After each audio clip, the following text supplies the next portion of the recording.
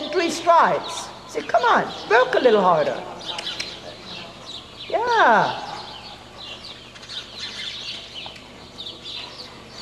That's it. Work a little bit more. Give him a little tiny kick. That's it. Then you want to make him a tiny bit flashy. Yes, that's it. That's it, within the trot itself. Good job. That's correct. Not running away from you, but working within it. Yes.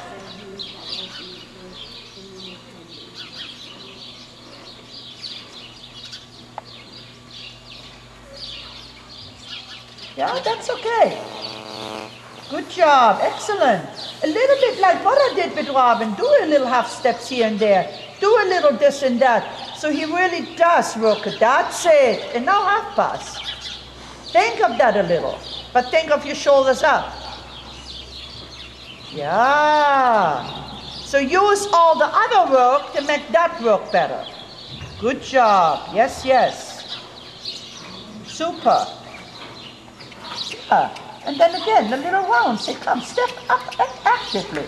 Little tiny bit half steps, a little tiny bit here and there, a little bit of Piaf feeling, a little bit of Passage feeling. It's okay. I mean, I don't mind if it's not perfect, but make him work it. Make him work it. Yeah, make him work it. Come. That's it. So he doesn't think that a half halt is a stopping aid. Good, Jochen. That's correct. And then you go forward again. Then you say, okay, that engagement now, make a trot out of it. Yeah, but still, when you took him back, he stopped behind rather than going under behind. That's it. Think uphill. Good job. Think, watch it. That's it. You see, he wants to rely a little on his shoulders because the hunches are not close enough yet. But this is, of course, something that works all the time. This is not something you do from day 1 to day 2, but you have to do it all the time. So come, work a little harder behind it. Good. Work a little harder behind. But not necessarily running away, but work a little harder behind. Good, yes. Super. Very good. That's it. He has to stay closer behind. Yes.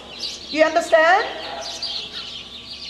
He has to go there now because he's really a little bit too much relying on just moving. Yeah? He has to really rely a little more on engaging now.